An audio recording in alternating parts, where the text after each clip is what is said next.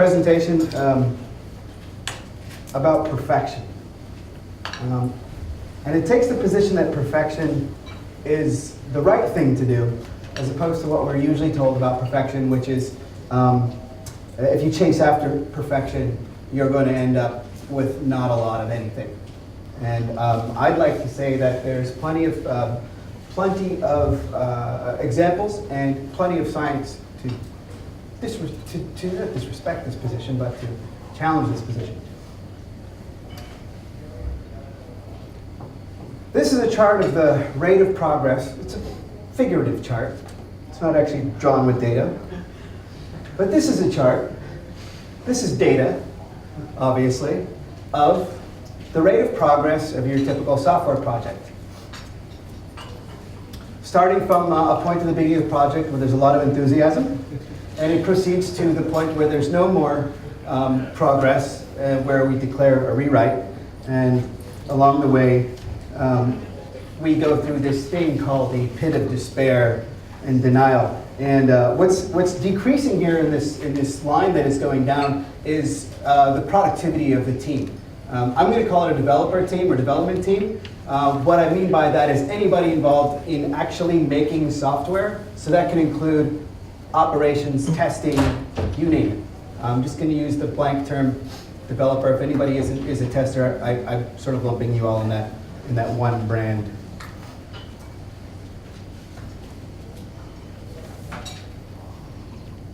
So here's one of the observable truths about software projects, that it gets worse with the more time we spend on it.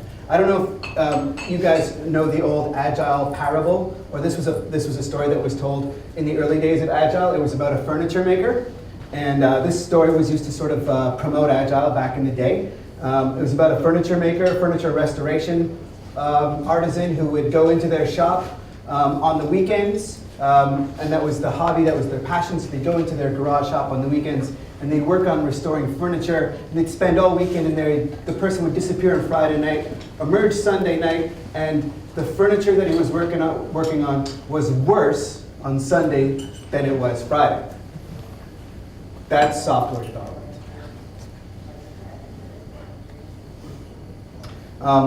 And this is so common that we really think of this now as normal. It's so normal that we really don't even think about it. It's basically assumed to be some part of the nature of software development and of software efforts. It's the looming and inevitable outcome of all software. We just abide by it until we get to the rewrite. And this problem still exists despite our oscillations between what we call agile methods and traditional methods.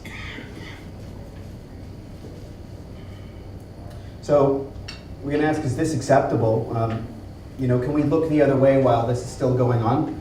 And can we continue to invest all these efforts over all this time and attention into these remedies that we have in our communities that are supposed to resolve this? And in the case of Agile, it's been 15 years, and this problem is still happening. So this is what Agile means to me. Ability to make changes, where those changes don't reduce the ability to make other changes in the future. That kind of ties up everything. Process, testing, coaching, architecture, operations, all of it. But there's no real reason why productivity shouldn't be increasing all the time. We're investing effort into it all the time. There's no reason why it's not improving all the time. And this is really it's a matter of controls, where controls are all the dials and all the knobs and all the levers that we have in our projects, in our work, that we actuate, that we employ to try to get some desirable outcome. And it's pretty much everything that you can think of that's involved in your work. These are the inputs, the forces that we exert, management decisions that we receive or give. Has to do everything with the choices we make and the things that we focus on.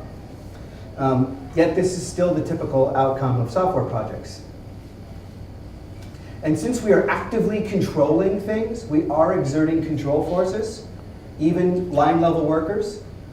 Since we are actively controlling things, then this must be the outcome that we're after. But if this is the outcome we believe we're in pursuit of, and this is what we get, then it says something about control. It says something about the controls we're using. And unfortunately, it also says something about our susceptibility to process superstitions, which unfortunately also include Agile. So we apply controls, we expect one outcome, we get another. The controls basically didn't help us achieve our desired outcome. And that actually gives us a definition for control. Achieving what we intended. There's a term for this, there's a technical term for this, when we don't get what we intended to achieve, and it's called departed control. We have departed control. We've left the envelope wherein control happens. In common language, this is simply just called out of control. That's all it is. And this is a technical term as well. It's not meant to be pejorative, although it is pejorative, I guess. But when you intend to do one thing, and you have a system to get it, and you get the exact opposite, that system is out of control. It does not behave according to statistical predictability. So you can call this not just the software crash curve, but the loss of control curve over time. And it also suggests that we're controlling the wrong things. So let's take a look at all the controls we have. These are the things that we do all the time. This is the Agile vernacular and vocabulary, and yet it still hasn't made a difference in this observable truth about software development, that software over time continues to get worse.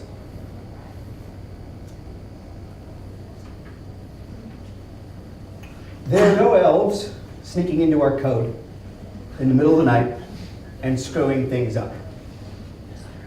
There are no crap code elves. The only way that crap code gets into our projects is if we put it there. It doesn't rot, it doesn't get moist, it doesn't burn up in the sun. The only way software goes bad is if we take action to make it bad.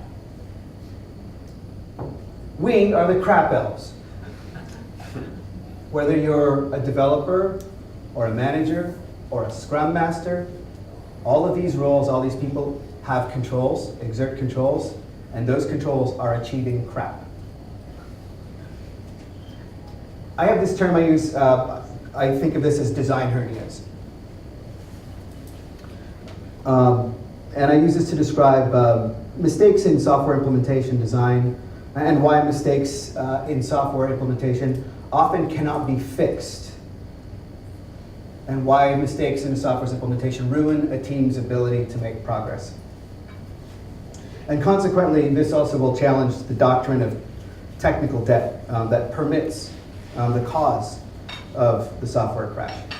So let's pretend this is some cell, some biological cell. It's healthy and functional, and it lives in a system of cells all around it. And all these cells around it are adjacent. From a design quality perspective, you could say these surrounding cells have the quality of adjacency.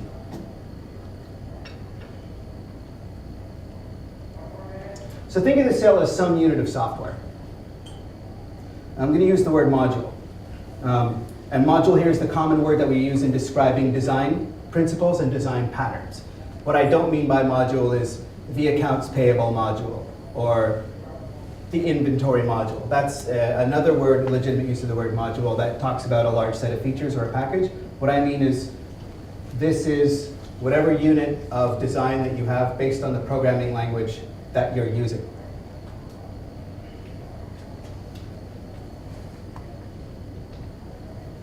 So when we build software, we inevitably start with one module, and then we add the other modules, right? We start a project.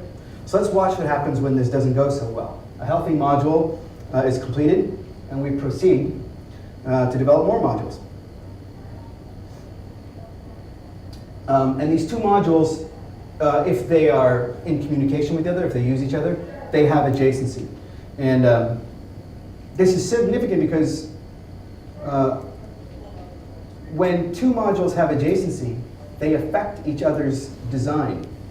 The stuff that one module does is shaped by the stuff that the adjacent modules do.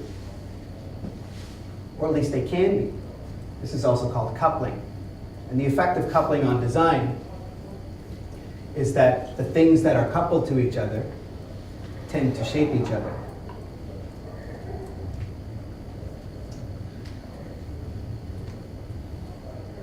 As we continue with the work, we'll get more modules and more adjacency. Things will be going well.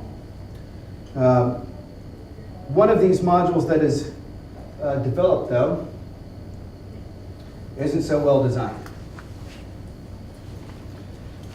Its shape is really rough. It doesn't cleanly contain the functionality that it's responsible for, and the grouping of the functionality that it contains doesn't entirely make sense in terms of why these functions are all in the same place. And what happens next begins to tell the story of the software crash. The module adjacent to a module with mistakes in its design will also end up with mistakes in its design. And as more modules are added in the vicinity, they too reflect the design flaws. So this is the concept of adjacency in design, and it's also a concept of sympathy. And this isn't just software design, by the way. This is everything that has ever been designed and constructed. Anything artificial, anything made by man. This room, well, even things that aren't made by man. Men, women, all things constructed have these qualities. All systems do.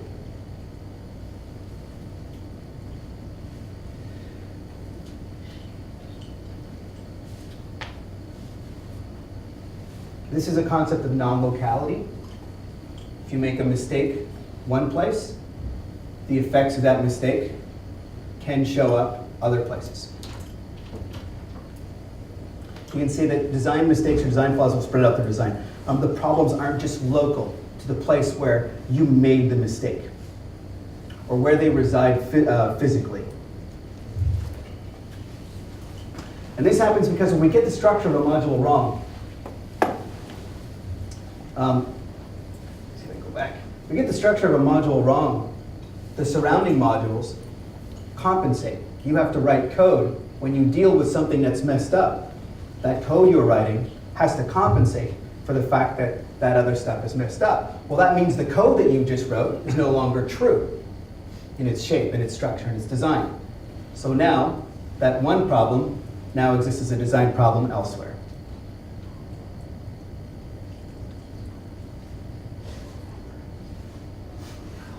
All right, digging in.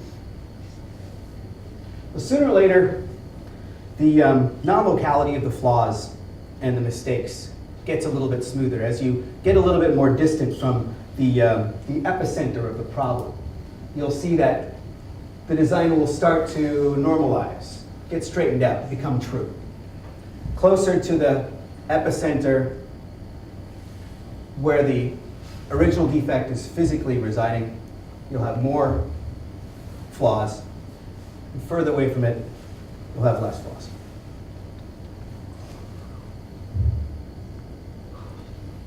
That is until another mistake is made. So what do you think is going to happen to this interface now?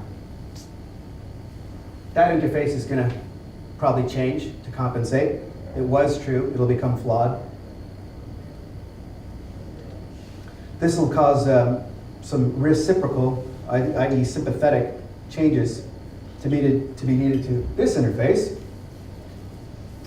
But of course you might not be able to make those changes because the original design is still in place, causing that other flaw to be in its position. So the design of this module, ideally, would change the interface of this module, but this shape is here because this flaw is here, which means this flaw is here, is because this flaw is here. And I think of this as a hernia in structural design. So let's talk about the non-locality of effects, non-locality effect of structural design. This animation went a little bit backwards. Let's pretend this is not here. Let's say you've got a herniated disc about right there in your body.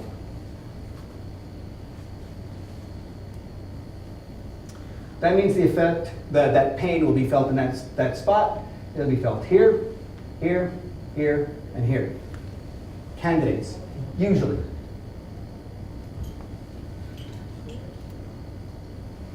Subsequently, because those parts of the body are not functioning properly, or you're favoring them,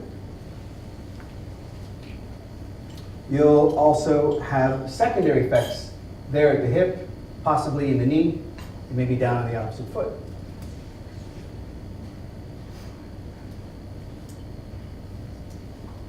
These last three injuries are caused by compensating for the original problem. They're now their own structural problems. And they'll require some repair and restoration, rehabilitation, above and beyond healing the original flaw. And in the end, you may not be able to fix these problems.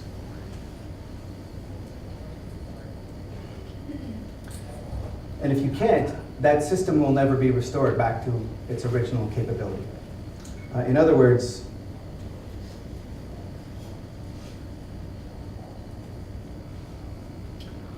it's downhill from there.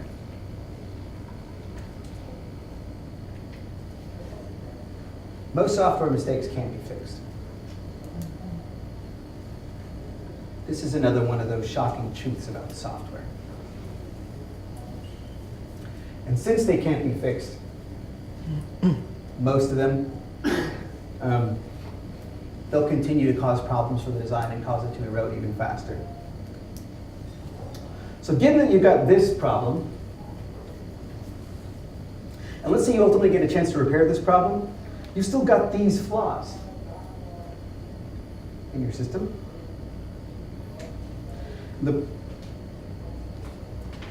And the problem is now, you fixed this, but without this original flaw in place to give it context, these problems no longer make sense. You know this code because it has comments like this.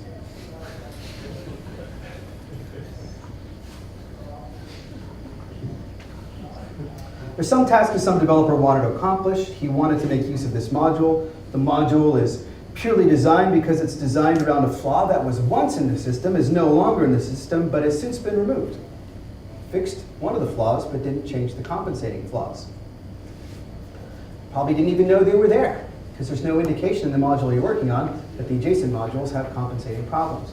So now the code that he has written, or she has written in this new module, takes on the sympathetic shape of the flawed module that is adjacent. And what happens here is now the code lacks clarity. And this is the single biggest contributor to the software crash, is the loss of clarity in code.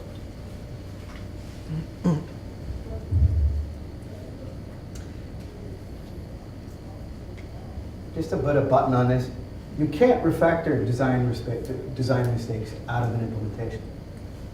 And the reason for that is, that's not what refactoring means.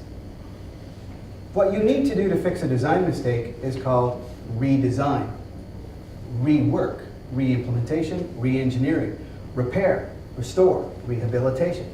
Refactor is not that.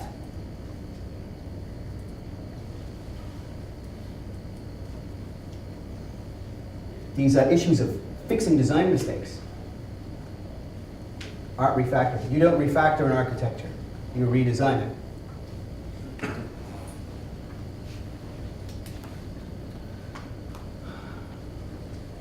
So this is the technical debt. This is something like technical misappropriation. This is tantamount to professional negligence that I hope one day may have criminal penalties.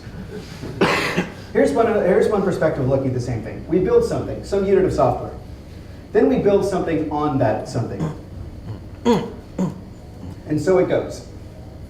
And then one day you introduce a flaw. This flaw could be a mistake, which is something you don't do on purpose. It could be a shortcut, which is equally as bad as a mistake, but now you've got the excuse that you did it on purpose. Either way, you've created the potential for the crash. You've started the doomsday clock. This is technical debt.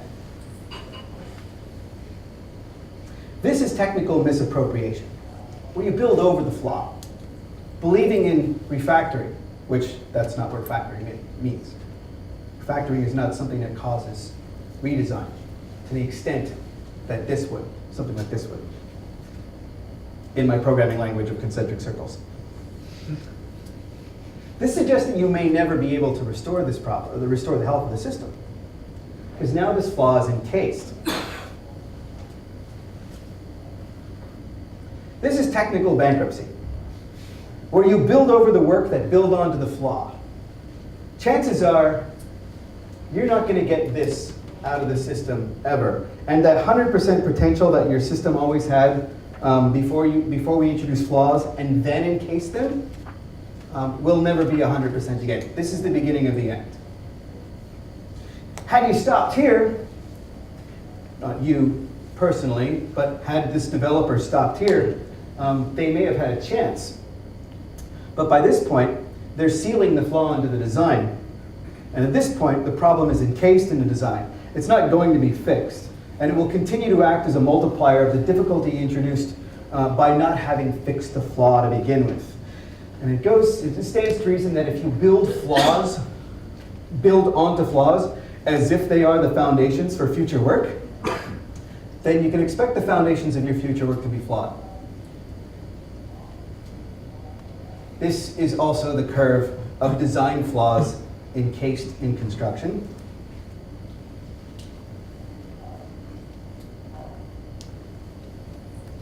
So the reason that it causes this decline is you might just think about doing this once and it's innocent, but the reality is this isn't just happening once. This is pervasive through your systems. This is a habit. If it's a habit, it will be pervasive. Something that's small and isolated is negligible. Something that's small and is pervasive is not negligible.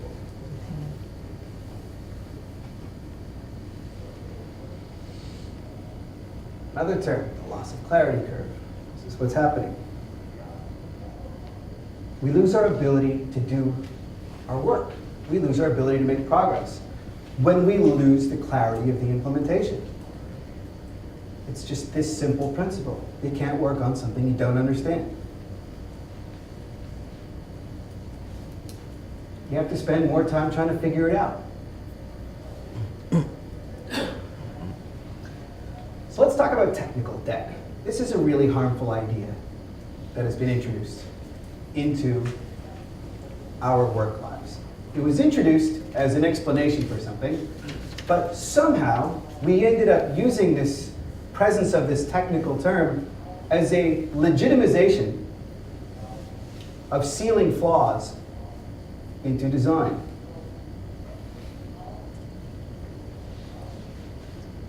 All technical debt is work that hasn't been finished. All technical debt is incomplete work. And all incomplete work hides flaws that will not be able to be fixed if you build on them. Something for the Kanban folks. All incomplete work is work in process. So if you're keeping track of your WIP in Kanban, and you're trying to limit it, then you must include all technical debt in your work in process counts, which most people will not, which is really a fancy way of accounting. This is called cooking the books. Furthermore, you can't acquire debt in the real world without proving that you can pay it back, or by backing a loan with something of equal value that you already have. Think of this as a technical credit rating. You should have a technical credit rating before you can have more technical debt, have more debt. This rating should reflect your track record on paying back previous technical debt. Doing this kind of thing makes the project a credit risk. Once this kind of thing happens, it's supposed to trigger a credit freeze, and all the debt that exists is supposed to be paid back. So that yet more creative accounting can't happen. You can think of this as some sort of technical collateral. If you're going to have credit, then you're going to have to put up collateral. That collateral comes in the form of a sufficient block of time, escrowed, that is used to pay off the technical debt in the case of a credit default, which would be having debt and then pretending it doesn't exist or failing to pay it back. This is the technical debt default. It triggers a further credit freeze. It triggers the release of collateral to be used immediately to pay off the debt.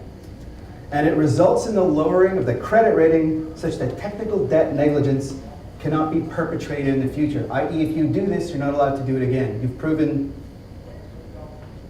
somebody has proven that they are not worthy of being given technical credit.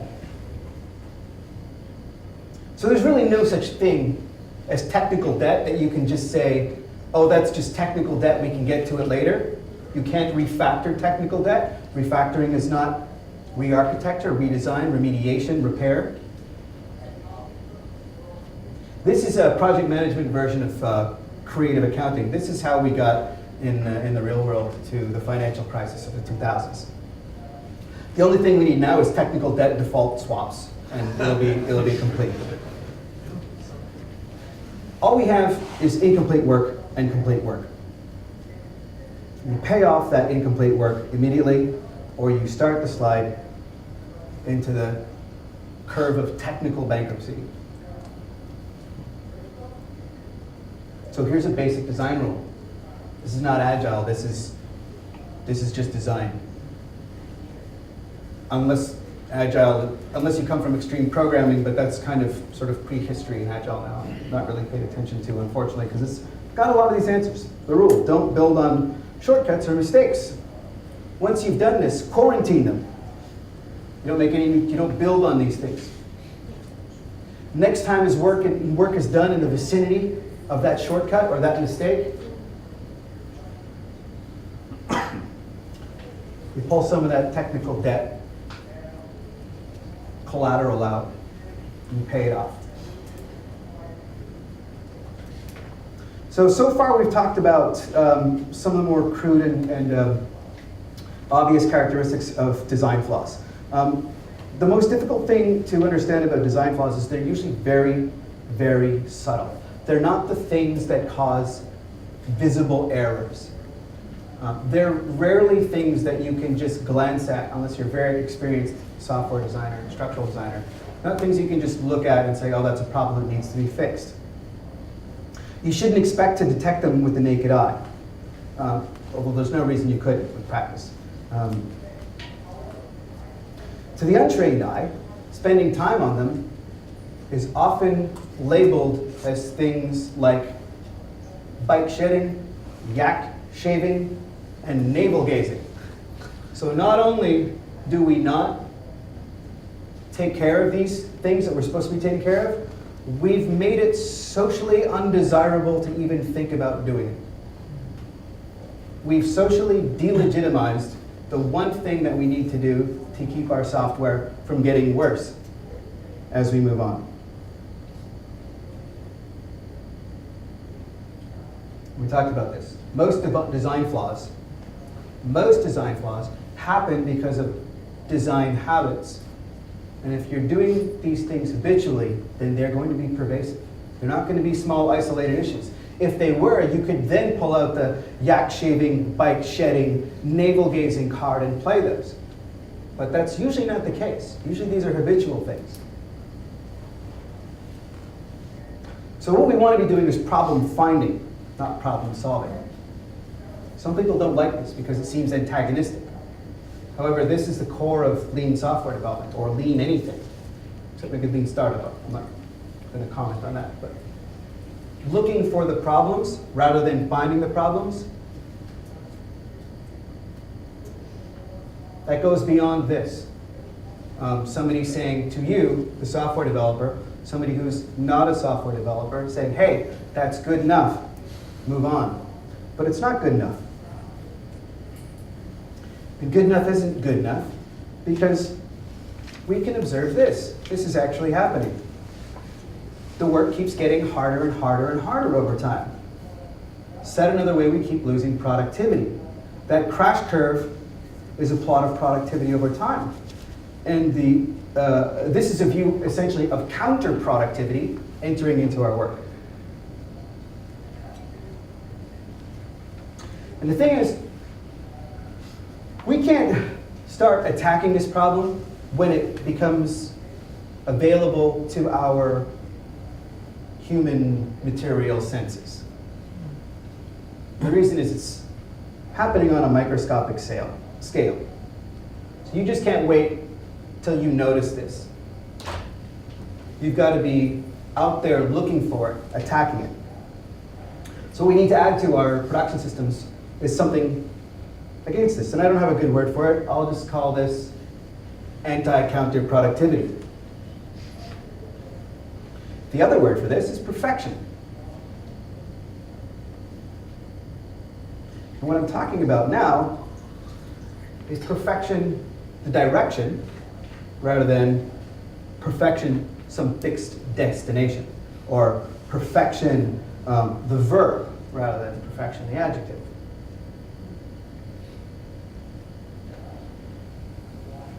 We want productivity to be able to increase, but we're constantly facing increasing complexity. This is the increase of natural complexity. If you're lucky, it's natural complexity. The size of your code base grows, complexity naturally must increase. This will happen. This is not the complexity that comes from mistakes and shortcuts that are unaddressed. So if complexity is always increasing, then productivity must also increase, or else it'll become harder and harder to get the work done. I.e., the unnatural complexity of the design flaws that are rooted in mistakes and shortcuts would ultimately overcome the team's capacity.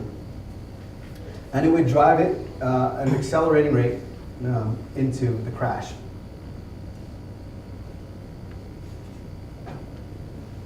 So with complexity and productivity rising in tandem, the outcome is something like this. It's not glamorous, it doesn't have an upward tick, doesn't have an upward trend. It's just a steady state of the ability for a team to make progress. This is pretty darn good. You can think of that, or should think of this, as continuity. Let's talk about a tried and true software principle. We know what garbage in, garbage out means. All software programs are made up of some kind of input, some process, and some output. And we know if we have happy input into a good process, we will probably get good output. And if we put bad input into a good process, we're still going to get a bad output. And if we put good input into, wait, did I just do this twice? No. All right. Let's say we had bad input and we wanted to get out of this good output. We would have to add something. We would have to add a lot of energy to overcome the negativity that's already there. And the best you might get out of this is not good, just something a little bit less stinky. It'll never be the 100%.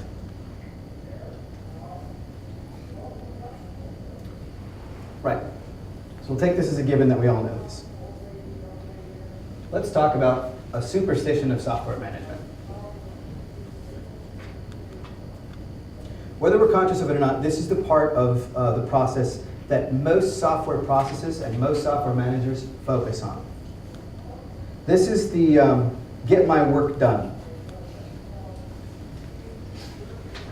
or you can call this the just ship it mentality.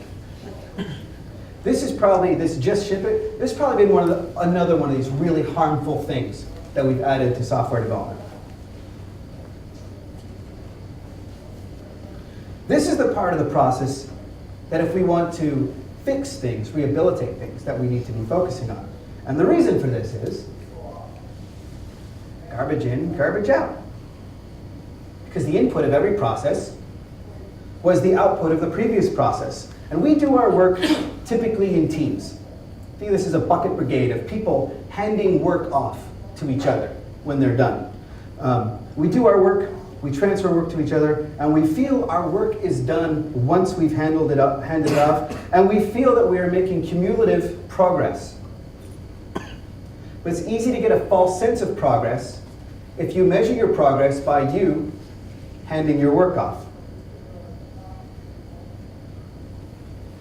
So that's to say, when our view is artificially limited to just getting our part of the job done,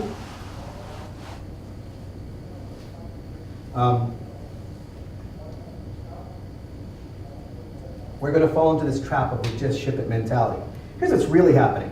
Frequently, the reality is that we're not sufficiently completing our work, and when we hand it off from one person to the other person, or one job function to another job function, we're losing some of what we created. So we believe this is happening, but we can observe that this is happening. The reality is, over all these steps in the process, we build up. As we hand off, we drop down, and that person starts from scratch. As we transfer that work, what we're losing is the momentum gained in the previous step.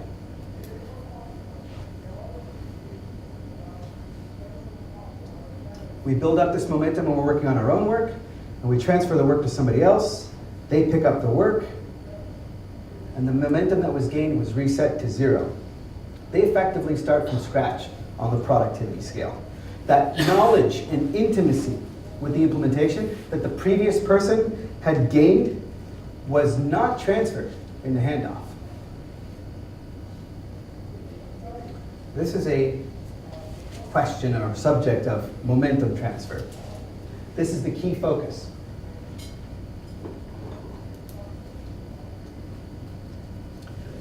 The idea is when we have a batch transfer, a work transfer, the person on the receiving end suffers. I'll submit to you that if you do a basic experiment and measure how much downtime is present in your work or your team's work, you might find something a little bit surprising.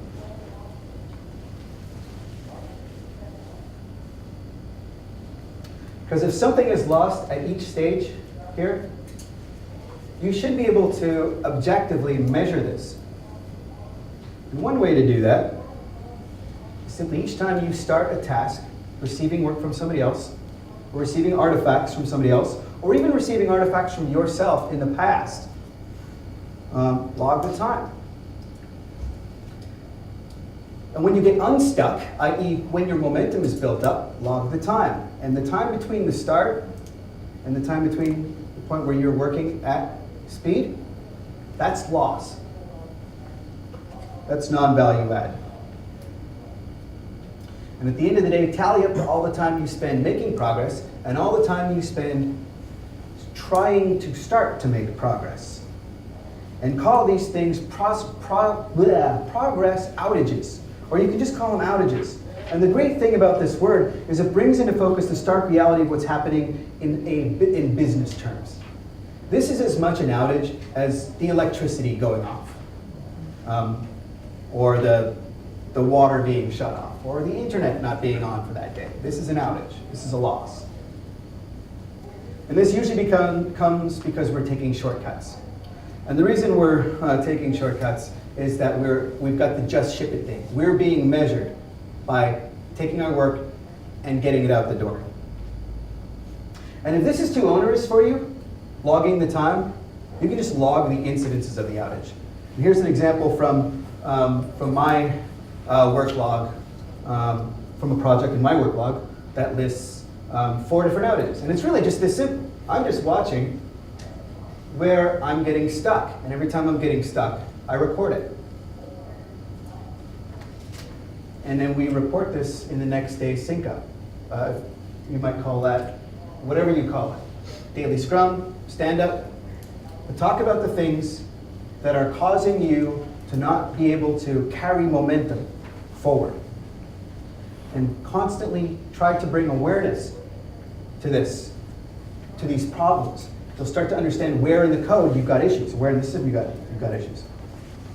And sooner or later, you may have this interesting realization that most developers are spending the time trying to figure out how to start to do their work rather than actually doing their work. And dealing with this means that we've got to change our focus on the input side of the process. So our job is no longer done when we ship it. The job is only considered done when the person receiving our work has gained the momentum that you had before you handed off the work. You could look at this in terms of passing a baton in a relay race. In a relay race, you pass a baton, and at some point in time, both parties are participating to make sure the baton is handled. This is what would happen if software developers did a relay race. This is just shipping. You get your work done and you just drop it off. It doesn't matter if it was well received, you just drop it off and you count that as credit in your box. This is called a push system. And this is what Kanban seeks to alleviate. So, and this is not Kanban. This is, well, this is from the same lineage as software Kanban, from that same culture. But what we would say here is that work isn't going to be done until the person in the next stage of the work is enabled to work at the same pace as the previous person. And we wouldn't consider work to be complete until the next person or the receiver can demonstrate the absence of delay in getting started. Or said otherwise, work is not complete if the work transferred to the next person causes outages in that stage of the work. Which means when we do a handoff, it's all hands. The person completing work and the person receiving work. Which can be difficult because you might have moved on to something else, which is another thing that Kanban seeks to alleviate. The purpose of Kanban is to create a highly synchronized series of handoffs where there's no slack between the participants. The reason is that for this is critical because in a push system where work is just dropped off, the work product has not been validated to be complete or sufficient, meaning that it can be hiding flaws. And once those flaws are built upon, which happens in a push system, those flaws get further and further and further encased. And if the input materials are flawed, then the processing is going to be troubled and the output is going to be troubled. And the best way to validate that work is actually done, acceptable, is to have both parties participating in the handoff present at the handoff. And then you can begin to understand the effectiveness of your own work in terms of its acceptability, receivability to others, i.e., how good is your work in sustaining the momentum of your coworkers. This is also what we mean in Lean when we say respect for people. You wouldn't do something to the work to cause somebody else's work to be more difficult. Because one, you're artificially inflating your own numbers by causing somebody else's work to be deflated. Another word for that is theft. So you want to go from this staccato start-stop to this smooth line. So we'd say this about Kanban. The purpose of Kanban is to create a highly synchronized workflow without slack in the handoffs, so that the handoffs can be used to highlight problems in the design. Said otherwise, the purpose of Kanban is to show you where to do Kaizen. If you're doing Kanban just to put work in process limits and sticky things on a board, there's no real value in that. The reason you're doing Kanban is to make sure that the process is tight like a rope, so that when you pull that rope and there are any problems, you can see those problems and get rid of them. Remember, we're looking for problems, not waiting for problems. Kanban is a way to find the problems. Because we know this, all incomplete work hides design flaws that we will not be able to fix if we build upon them. So let me talk about something else here. What time do I go to? Oh, fantastic. So I want to talk about safety margin and safety.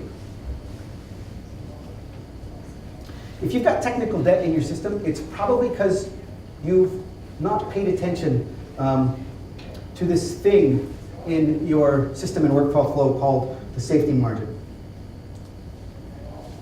And you've likely done that because you felt that some improvements or fixes were negligible or unnecessary. So all teams have a capacity that they work at, the high water mark beyond which they can't or shouldn't work. This is, let's say, the absolute limit for how much effort can be made before everything becomes really unsafe and the work ends up hastening the arrival of the crash. And then there's the amount of work that the team actually does. And then there's this other thing we can call the safety limit. And the space between the safety limit and that upper capacity is the safety margin. And the safety margin is there to deal with unforeseen circumstances. Why are there unforeseen circumstances? Well, you might not have unforeseen circumstances. You'll know that you have no unforeseen events or circumstances when your estimates are absolutely accurate, absolutely all the time. And if they're not, you're dealing with unforeseen circumstances. So there are times when the work gets more demanding and the work capacity will transgress this safety limit. This illustrates a certain intensity in response to these unforeseen circumstances. This represents spending the collateral, the technical debt collateral, so that you can pay off the debt immediately. The safety margin in this depiction is being used for what it's intended, which is to sustain continuity without degradation.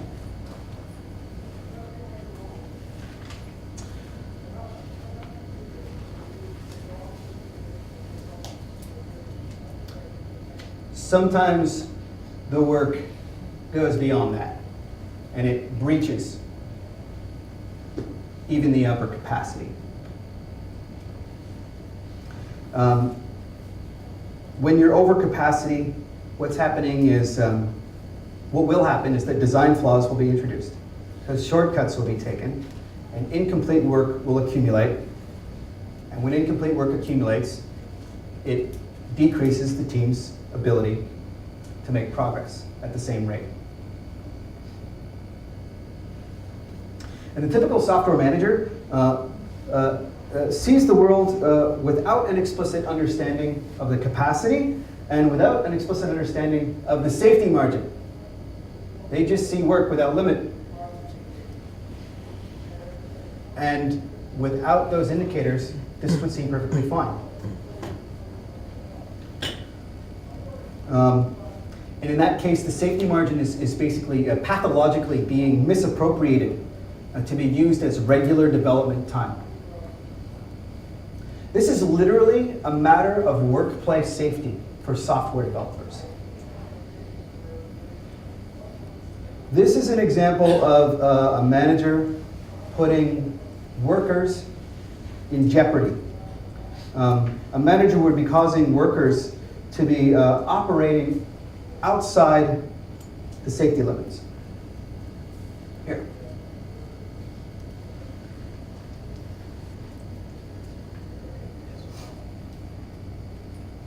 And the workers themselves are going to suffer under an ever more difficult work environment, where they're being caused to do things that they know are going to lead to their inability in the future to be responsive which is also something that they will be blamed for. This is a double jeopardy.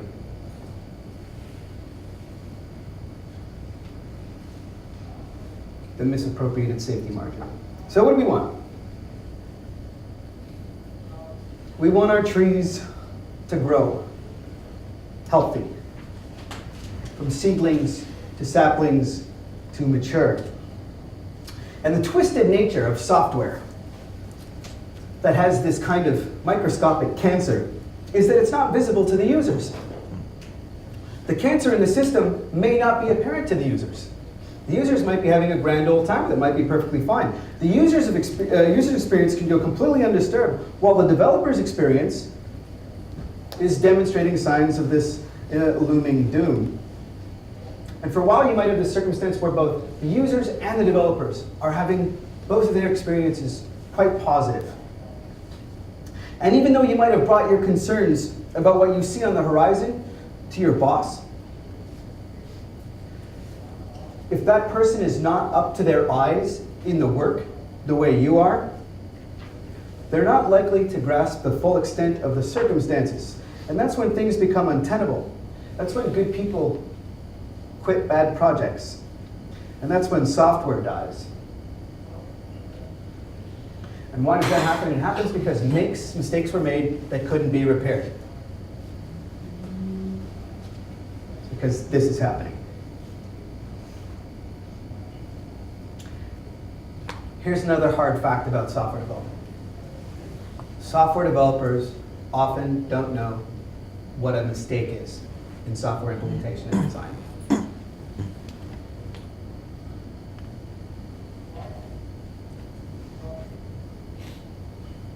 And even when experiencing the pain of previous decisions, we actually may be, at that point in our life or career, at that point in the project, utterly desensitized to the pain, or socially reinforced to pretend it's not happening. So what we're after here is learning how to make fewer mistakes. Because mistakes are really hard to fix in software. And we learn how to make fewer mistakes by relentlessly improving. You're not waiting for something to react to, but always chasing something. And the reason for that is you're always fighting the rising tide of complexity. That doesn't stop happening. The field of study to go after here is design principles and the application of design principles. Most of the answers to all the mistakes you may ever make, this is a bit grandiose of a statement, but I'll make it grandiose anyway. Most of the mistakes you will ever make or have ever made have already been documented in the form of these things called design principles. And if you stick to them, well, you're probably going to have a voice in your head saying, bike shedding, yak shaving, navel gazing. But that is the voice that isn't exactly responding to the science, to the observations of what's happening. And it's a voice that is leveraging the physical senses, which cannot see the microscopic level at which design flaws are happening. Let's talk about mastery. So each step in your progress as whatever, software developer, human being, parent, child, whatever it is, bicycle rider, doesn't matter, whatever you're doing, each step that you make in the very beginning when you're starting something is pretty big. When you go from never written a line of code to got hello world working, that's a big step. It's a big obvious step. You can see that with your eyes. The subsequent steps, as you get better, as you become more refined, are smaller. You could say they're more subtle. Successive steps in advancement of an ability, which we can just call mastery. That doesn't mean that anyone's a master. It means mastery is the method to move forward. The same way that perfection doesn't mean that something's perfect, but that perfection is underway. But there's another dimension to this. So even though the individual progressions are small,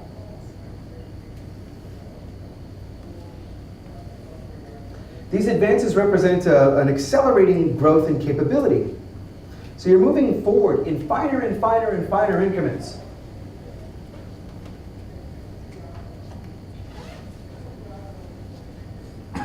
But your capacity and capability when you're moving in these finer areas, these subtle areas, are increasing at a nonlinear rate.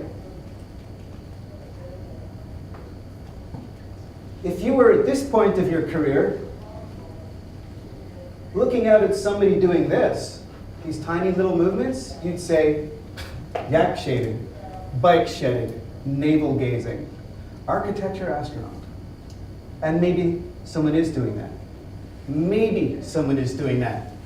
But it's up to you to make that journey to understand whether or not something actually is navel gazing, bike shedding.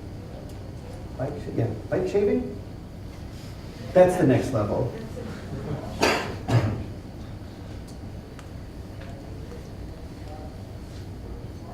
Here's a definition of Kaizen that I like.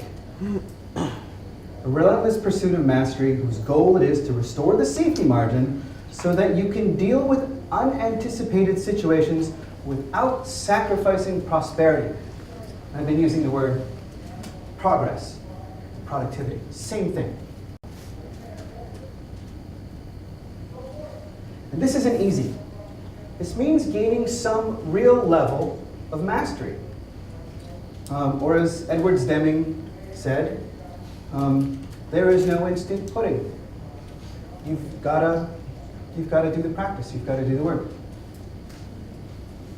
So just for fun, I want to finish on something that elucidates this notion of very, very subtle things being easily disregardable, and how often it's happened in human history that we do this, that we see something as subtle, we don't recognize it and don't label it as subtle, we just say insignificant, can't possibly be, that's a pile of hogwash.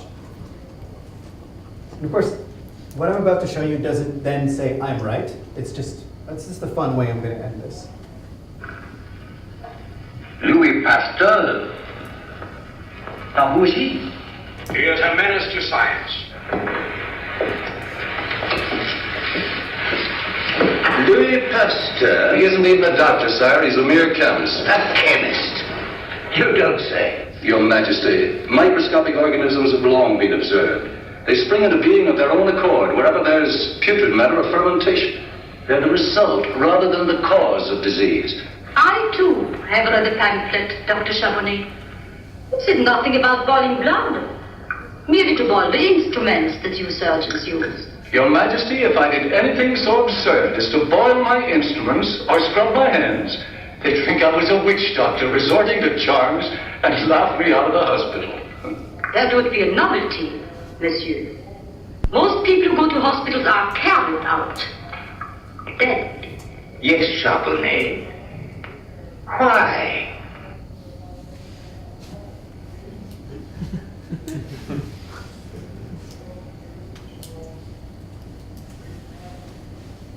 This is some places you can reach me if you want to chat further about this stuff.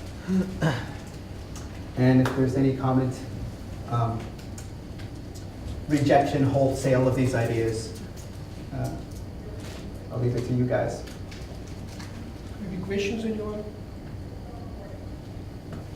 Just shout it out. Okay, so you've inherited a software project that's in that downward trend. Should you just quit and go somewhere else? Because it sounds pretty hopeless. So there's a certain point, there's a tipping point. There's a tipping point where you can restore and rehabilitate software projects. And it's really a lot like, these things are so fine and so subtle. They really are like cancer. Like software doesn't die because it got hit by a car. Software usually rots from the inside. So at a certain point in the development of this corrosive force, there's no coming back. And that's a career choice at that point, whether you want to, that's like, is your goal to be in hospice care of software? providing palliative care for the comfortable death and dying of software projects. And that's a personal taste that some people, have. I've done far too much of that. That's a masochist's life. So, I don't know. Your call. So the other sort of the next question is, how do you actually tell? Because measuring the productivity of software is really hard. It's pretty rare that there's a group of software developers on a project that's really awful, and it's unknown that the software project is really awful. Like, everyone usually knows that it's pretty awful. The problem is, without an objective way to speak about it, the problem will usually just sort of be tamped down as noise. So why I was suggesting make a habit, if this interests you in doing so, make a habit of recording the outages. Really, you're just recording when you get stuck. How many times a day you get stuck. Just record it. Surface those numbers up. Don't get a online, who's-he, what's-it, to do this. Just do it informally. It doesn't have to be a big thing, big ceremony. And talk about it. I've done this in several teams where I would just not even tell people about this methodology and show up at a stand-up and say, well, I did, here's what I did, and I had a few outages yesterday. I couldn't make progress on these things. And as you do this, others might pick up on it, and then the team is actually talking about objectively, these are the issues that we're having. We're starting to see that there are problems, and that when we expected to make so much progress, but when we made this much progress, here's the accounting, here's the double entry accounting that you can come back and say, this is why, and that can help a lot of things. It can help when you're in an acrimonious position or high stress position. If a manager wants to know, well, what the hell did you do with your day? And you can say, I did all this. I can account for this. Here was 5 minutes of making progress, and here was 8 hours of trying to get the code to run or install or something, right? So it's really just helpful because it's true, and all things that are true that shed light on the reality can be helpful. Now, this can be found in Scrum techniques or XP techniques, but that doesn't matter because these techniques are not from those methodological backgrounds. So you can simply add them to whatever you're doing and see how they work. I have a question. Let's say you have a project that's in complete bankruptcy, but the company actually wants to do something about it. Like, you've convinced management and they want to invest in fixing the problem. How would you proceed? Is a complete rewrite the only solution? It's not the only solution, but it depends on where you are on the life cycle, and often it is the solution. But the difficult part is when you're in the middle and you can't really figure out. That's hard, and there's no answer to that, right? There's no formula. There's no book where you can go and just figure this out with static analysis. It really, at that point, if you really, really want to do that work, you have to audit the system. You really have to just do an incredible amount of reading code and code review and asking people. I mean, it really means taking the team, suspending their work, and investing them in doing an audit, or just declaring it bankrupt and starting the rewrite. Sometimes companies just start a rewrite because there's so little enthusiasm that's the only recourse. Like, it's a human resource, it's a morale problem. That's astonishing. And by the way, we create those problems, right? Like I said, there's no crap code else. Any crap code in a system, anything that brings a system down is there because we do it. Now, we might be caused to do this because of management imperatives, but what we can also do when we're facing those management imperatives is bring back a little bit of objectivity, some reporting back, some numbers, some observations about what are the effects of making these decisions. And really simply, outages are one of those things that are very simple that you can do that can help, unless your manager really doesn't want to hear about it, and then you don't talk about them. I still log all the data though. Just shout out the questions. We work on a team where one of the phrases that often comes up from our managers, oh, it's software, you can do anything with software. And, yeah, that's not true. So we kind of look at everything as something that can be fixed. Yeah. And that simply defies the laws of physics for all structural engineering. So What's a good practical way of being able to delineate what is fixable from what is not fixable? To somebody who's non-technical, I don't think there is a way. I don't actually think that that conversation is even necessary. Well, it shouldn't be necessary, but due to the sort of state of software development and its evolution towards industrial maturity, people who are non-technical have this real serious overestimation of their understanding of software.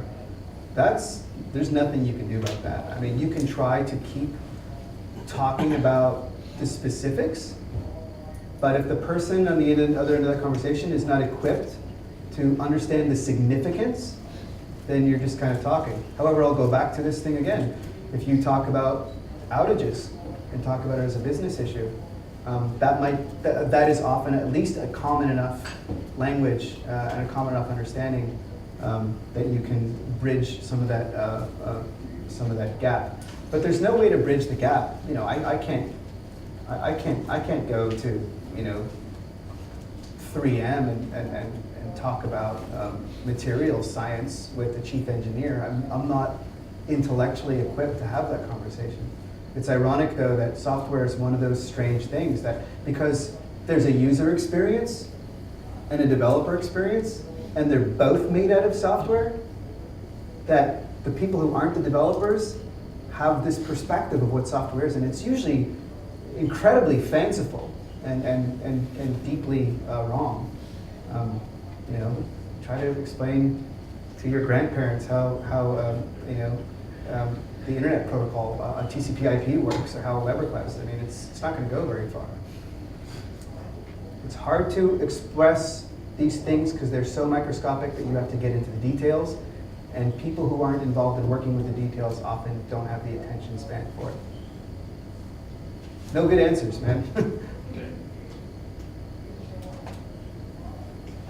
Thanks very much for the talk. I think it's an interesting way of looking at an old problem.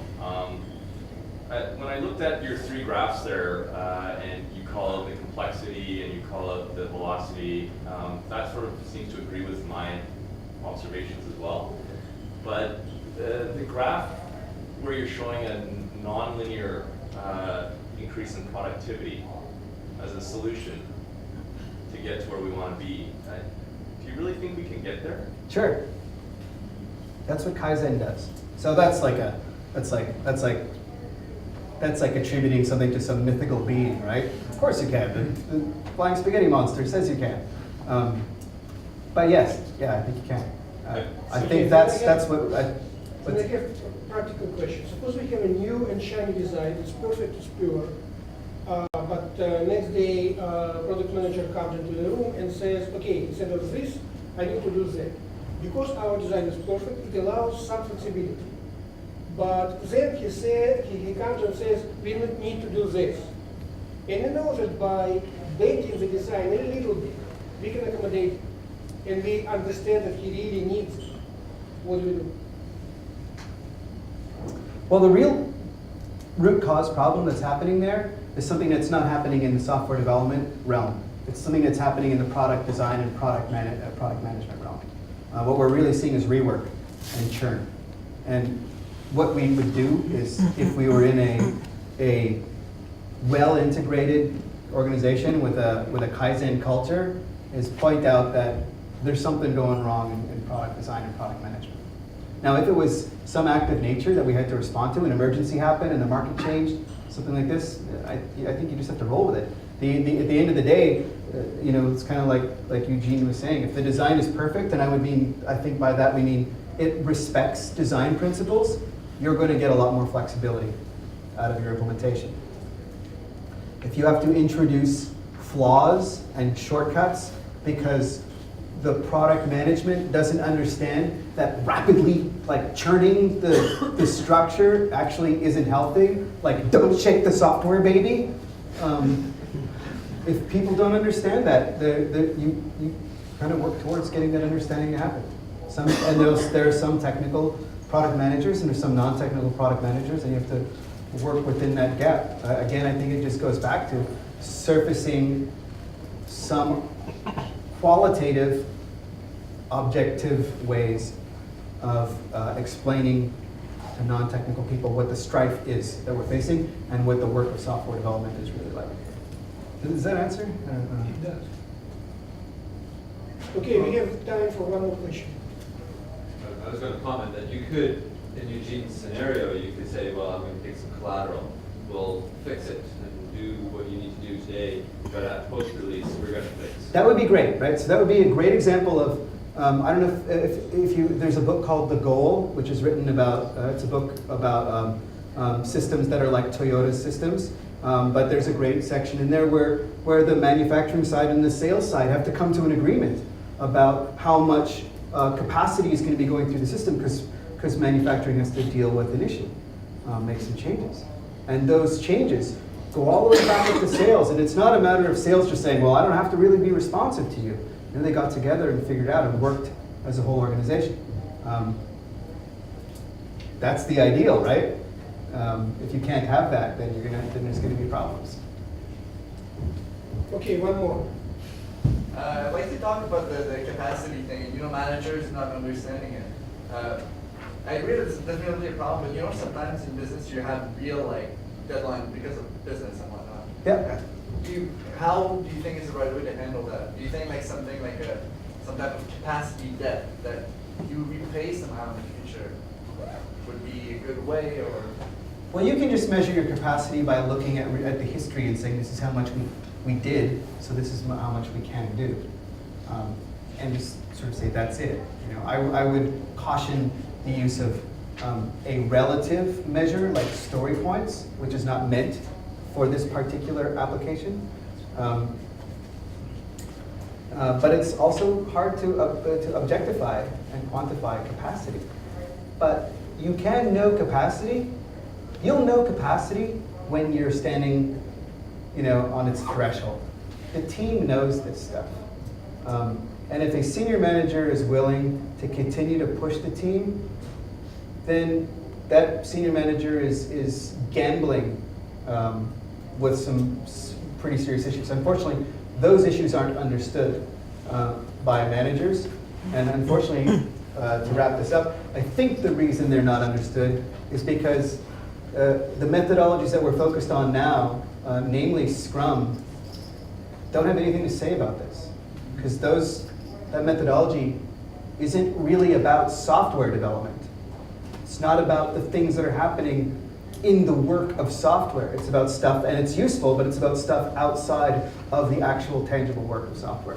We've got to take the things that are coming out of the software work, find ways to turn them into information, not be draconian about it, not have monitors attached. We don't need body bugs attached to us and Fitbits for software, but something that starts to surface some objectivity and giving feedback. And I think that we might actually make progress just by giving some objectified feedback or approaching objectified feedback. Okay, I think the last question and my question are not fair questions because we don't expect that Scott is going to resolve all our problems. And we know that we have reality to deal with, right?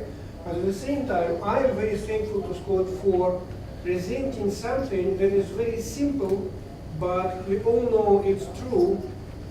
It'll give us, some food for thought, and maybe we can improve. Thank you, Scott. Thank you.